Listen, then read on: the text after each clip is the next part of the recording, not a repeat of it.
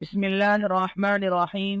صرف 5 منٹ کا مدرسہ قرآن و حدیث کی روشنی میں 262واں دن 22 رمضان المبارک۔ نمبر 1، اسلامی تاریخ۔ اسلام میں پہلا جمعہ 12 ربیع الاول سن 1 ہجری کو جمعہ کے دن رسول اللہ صلی اللہ علیہ وسلم قباء سے مدینہ طیبہ کے لیے روانہ ہوئے۔ بنی سالم کے گھروں تک پہنچے تھے کہ جمعہ کا وقت ہو گیا۔ حضور صلی اللہ علیہ وسلم نے ان کی مسجد میں جمعہ کی نماز ادا کی۔ اسلام میں یہ پہلی نماز جمعہ تھی جسے آپ صلی اللہ علیہ وسلم نے مدینہ طیبہ میں ادا کیا۔ آپ صلی اللہ علیہ وسلم نے خطبہ دیتے ہوئے فرمایا، خدا کے سوا کوئی عبادت کے لائق نہیں، وہ تنہا ہے، اس کا کوئی شریک نہیں، اور محمد صلی اللہ علیہ وسلم اس کے بندہ اور رسول ہیں۔ لہذا جو کوئی خدا اور رسول کی اطاعت کرے گا وہ ہدایت پائے گا، اور جو ان کا حکم نہ مانے گا وہ بھٹک جائے گا۔ مسلمانوں، میں تمہیں اللہ سے ڈرنے کی وصیت کرتا ہوں۔ بہترین وصیت جو مسلمان کسی مسلمان کو کر سکتا ہے وہ یہ ہے کہ اسے آخرت کے لیے آمادہ کرے اور تقوی اختیار کرنے کے لیے کہے۔ لوگوں، اللہ کا ذکر کرو اور آئندہ زندگی کے لیے عمل کرو، کیونکہ جو شخص اپنے اور خدا کے درمیان معاملہ کو درست کر لیتا ہے، اللہ تعالیٰ اس کے اور لوگوں کے درمیان معاملہ کو درست کر دیتا ہے۔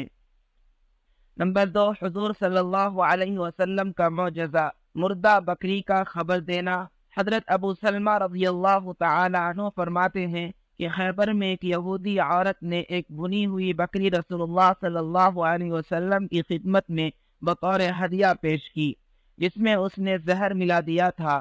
رسول اللہ صلی اللہ علیہ وسلم نے اس میں سے کچھ کھایا، اور صحابہ کرام رضی اللہ عنہم جو مجلس میں حاضر تھے انہوں نے بھی اس میں سے کچھ کھایا، مگر فوراً ہی رسول اللہ صلی اللہ علیہ وسلم نے صحابہ رضی اللہ عنہم سے فرمایا، اپنا ہاتھ کھینچ لو، اس بکری نے مجھے خبر دی ہے کہ مجھ میں زہر ملایا گیا ہے۔ نمبر 3، ایک فرض کے بارے میں، نماز چھوڑنے والا کفر کے قریب ہے۔ رسول اللہ صلی اللہ علیہ وسلم نے فرمایا، نماز کا چھوڑنا آدمی کو کفر سے ملا دیتا ہے۔ دوسری ایک روایت میں ہے کہ ایمان اور کفر کے درمیان نماز چھوڑنے کا فرق ہے۔ نمبر 4، ایک سنت کے بارے میں، والدین کے حق میں دعا۔ والدین کے لیے اس دعا کا اہتمام کرنا چاہیے، رب ارحمہما کما ربیانی صغیرا۔ ترجمہ، اے ہمارے پروردگار، ہمارے والدین پر رحم فرما جیسا کہ انہوں نے بچپن میں ہماری پرورش کی ہے۔ نمبر 5، ایک اہم عمل کی فضیلت، کون سا صدقہ افضل ہے؟ رسول اللہ صلی اللہ علیہ وسلم سے معلوم کیا گیا کہ رمضان کے بعد کون سے روزے افضل ہیں؟ فرمایا شعبان کے۔ رمضان کی تعظیم کی وجہ سے عرض کیا گیا، کون سا صدقہ افضل ہے؟ فرمایا رمضان میں صدقہ کرنا۔ نمبر 6، گناہ کے بارے میں، اللہ اور رسول کا حکم نہ ماننا۔ قرآن میں اللہ تعالیٰ فرماتا ہے، بلا شبہ جو لوگ اللہ اور اس کے رسول کو ان کا حکم نہ مان کر تکلیف دیتے ہیں، اللہ تعالیٰ ان پر دنیا اور آخرت میں لعنت کرتا ہے اور ان کے لیے ذلیل کرنے والا عذاب تیار کر رکھا ہے۔ نمبر 7، دنیا کے بارے میں، اللہ ہی روزی تقسیم کرتے ہیں۔ قرآن میں اللہ تعالیٰ فرماتا ہے، دنیاوی زندگی میں ان کی روزی ہم نے ہی تقسیم کر رکھی ہے، اور ایک کو دوسرے پر مرتبہ کے اعتبار سے فضیلت دے رکھی ہے تاکہ ایک دوسرے سے کام لیتا رہے۔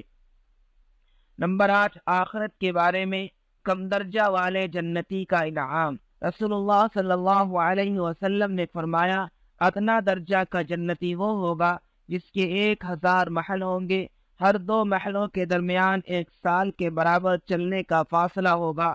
یہ جنتی دور کے محلوں کو اسی طرح دیکھے گا جس طرح قریب کے محلوں کو دیکھے گا۔